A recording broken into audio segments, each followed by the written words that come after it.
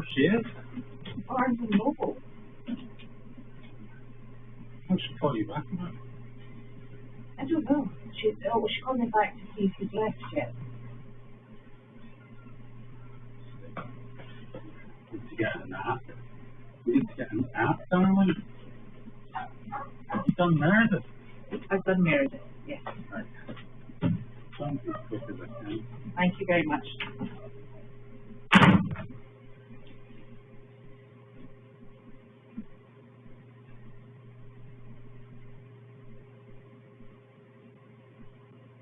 Yeah. I got this right. No idea.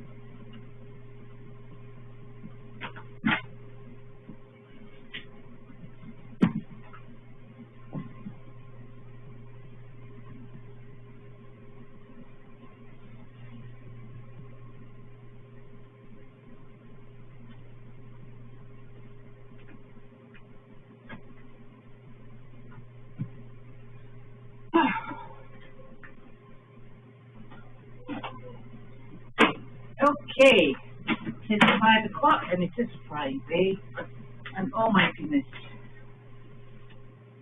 it's 46 degrees at 5 o'clock at night, which is miraculous to say the least, I would say.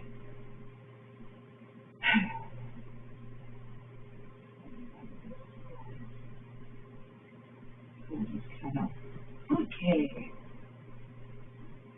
there we go.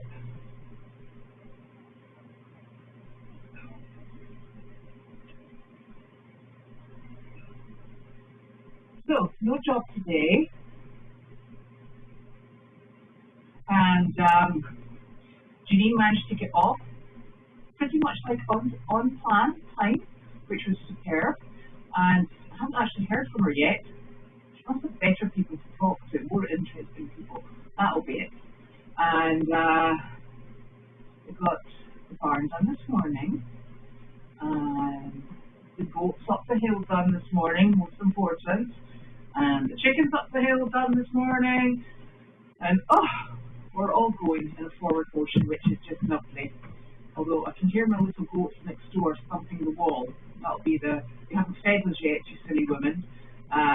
And Meredith has been done, and I put a video up online of Miss Peanut in her very big coat, and she just looks totally and utterly tiny in it. But it's the only one we have that fits her size. So, in fact, it doesn't fit her size. It's meant for a more rotund pony, and she's not a rotund pony.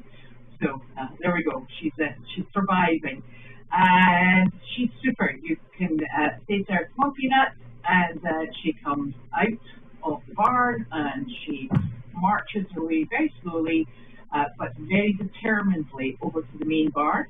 And takes herself into her stall and has her dinner. She is going to stay in the main barn with Penny and Boone tonight, because on her way out the barn, Miss Flower remembered that she wasn't actually a big fan of Peanut and was a bit pushy. And I think that since Flower is leaving on the 15th, may as well just give Peanut a bit of time to eat in peace and quiet, and then have a quiet night, and pop them back out later when they'll just go out into an enormous paddock and graze. So that's the plan for Miss Peanut at the moment. Everybody else is doing just fine here. After I finish mail chat, I'll go and give everybody their dinner. And I think Nick has just very kindly finished off the remnants of the arena. And then we'll be good to go until tomorrow, which will be Saturday. I'm trying to think what else. There is mail coming in. I take it over and I discuss it with Caroline before I come over here. I also give her the opportunity to come with, should she choose. But although it's been such a lovely warm day today, it is still slippy.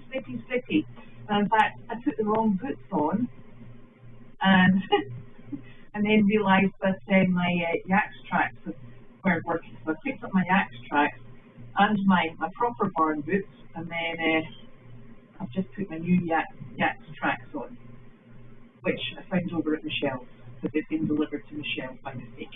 So there. And there was, in the mail, there's another Christmas card, and it's Linda Weigel, and it's been returned. So we are looking for an up-to-date address for you, Linda, if you haven't already done so that we can send it out to the correct address, and we shall take it from there. I think this is just going to be the time where people, they're obviously still on the move, these Christmas cards or New Year's cards. It's quite the undertaking. I'm sure the post office are not best impressed with us. So that came back, and Janine should be hopefully getting to DC before it gets dark, which would be lovely. It's a long drive, particularly when you have a trailer behind you, even though it's a fifth wheel and a big trailer. It's still a long drive. She has the 2 white chickens in the truck and the 2 horses in the actual trailer itself. So that is super. And she does have the small grey chicken house so that the chickens are protected down there. So she'll be all set up and ready to go. And I'm not sure what's happening this weekend. I'm trying to look ahead in the diary. And it looks like I've got about 3 jobs next week. So I'm going to reach out to Carol to see if Carol has any time, which would be lovely. And also, there's the potential that there's another 2 people that say that if they have time, they just come out to outreach jobs. So that is absolutely super duper duper and much appreciated.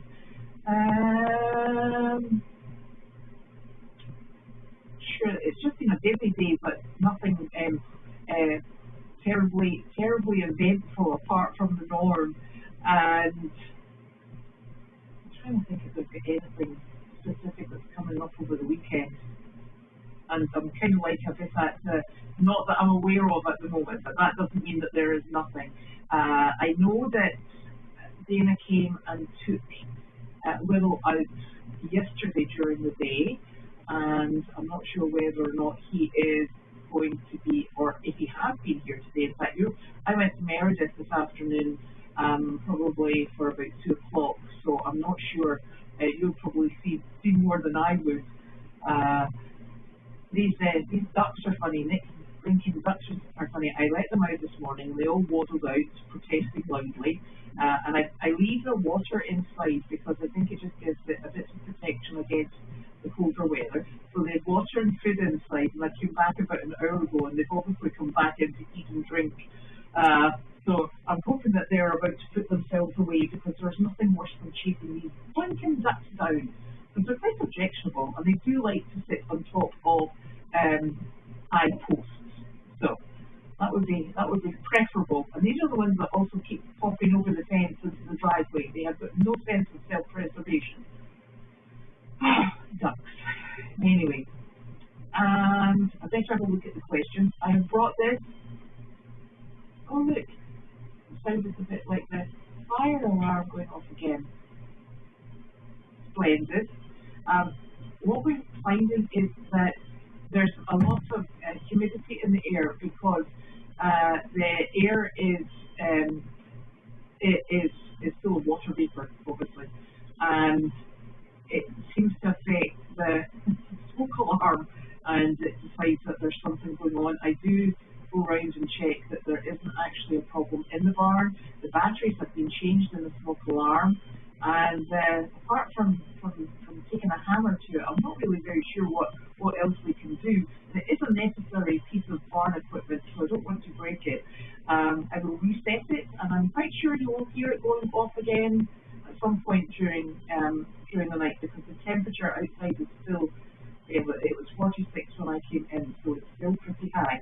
I have brought my measuring tape down because I have a gentleman who has very kindly offered to make me penny number boards, and what he is going to do is send me heavy duty paper with the numbers already plotted, and I think he's going to send me 3 of them. They will be kept rolled up, and we'll alternate through them until the chickens have scratched them to pieces and are no longer legible.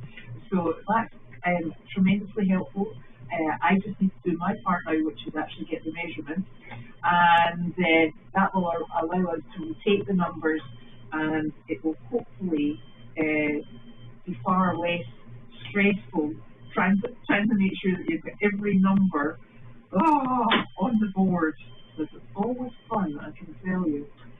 So, without much ado, I shall get on with this. I had to take my coat off today because I was so warm. Now I'm beginning to regret that. Okay. And Carmina's just fine. She was on the computer when I went in, and she is she's back in her chair now with her string. Rumbledy thumps. No, I don't make it. But I think it's got cabbage in it or turnip. We used to make haggis meats and tatties, and meats and tatties. It was like mashed carrot in with mashed turnip and lots of salt and pepper and butter, and it was quite delicious. But rumbledy thumps, no. But I recall vaguely what it is.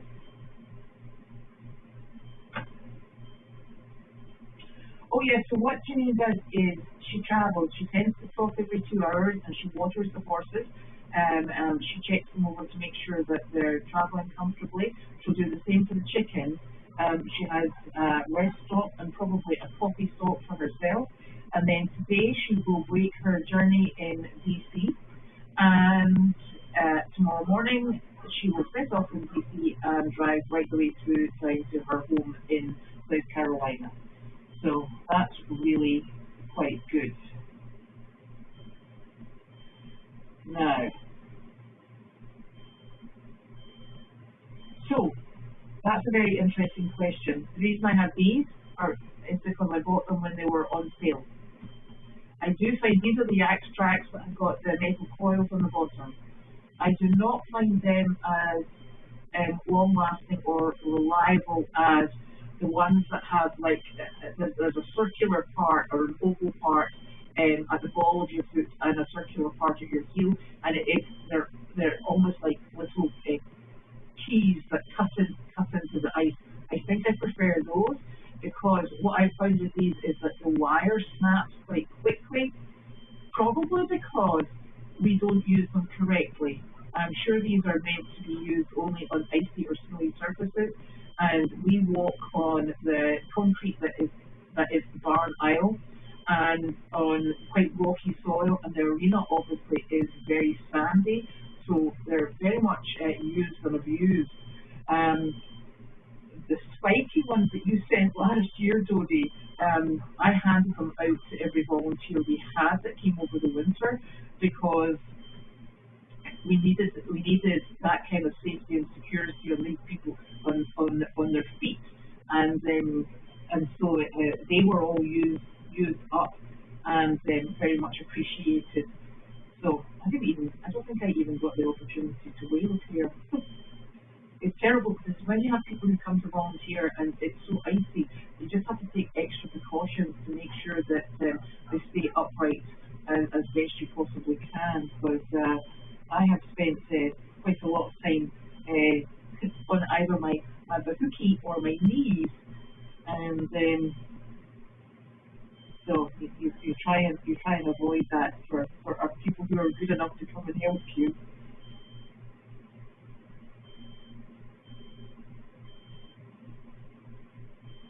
Yeah, it's interesting. So these ones, before, I've worn these for a good number of, not this pair obviously, but I've worn yak tracks for a good number of years, and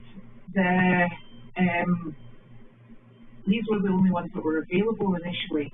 I've never worn the ones that actually have spikes on the bottom, but I can only imagine that they're pretty good. And the reason I haven't followed, and I'm not talking about the ones Sophie said, the dead nice delicate spikes, I'm talking about the big sort of like ice pick spikes, and I've never worn those purely because we go in and out of the barns, and Meredith has a wooden floor and this place has a concrete floor.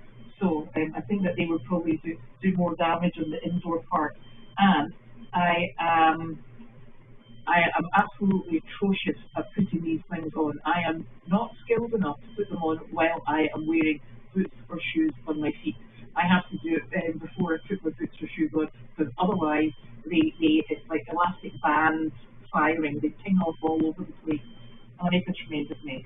So that's why I'm quite so fussy about getting them on before I disappear off somewhere. Yeah, I'm sure there is probably a much more specific and scientific reason to which pair you wear with what weather conditions. But I haven't got that far, I'm afraid. Now, yes, the volunteers were very grateful for them.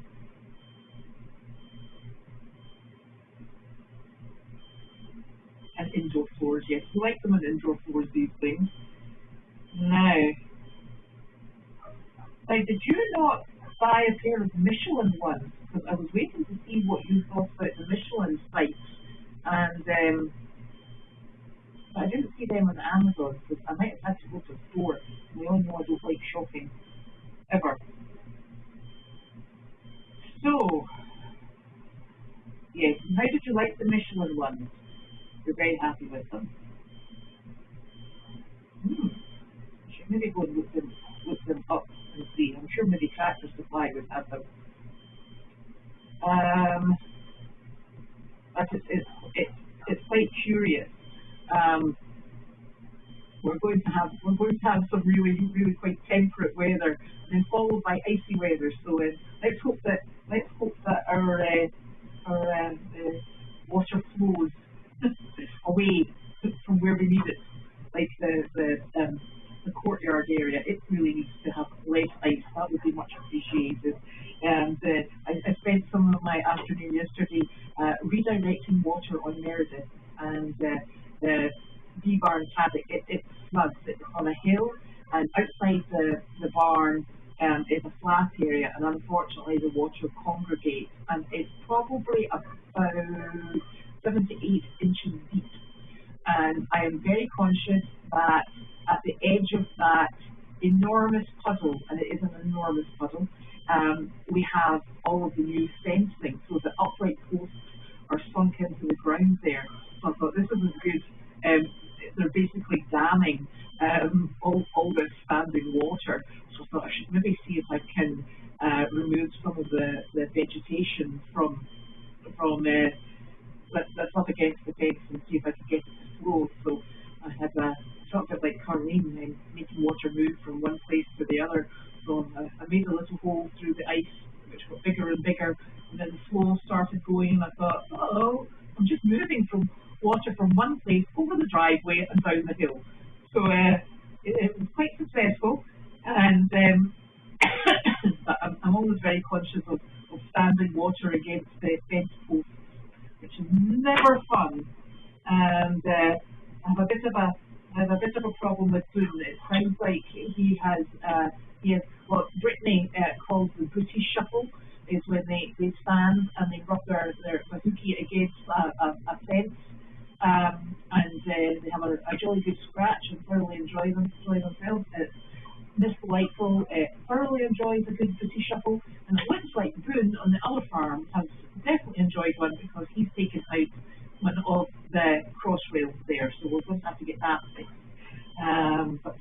not the day to do that.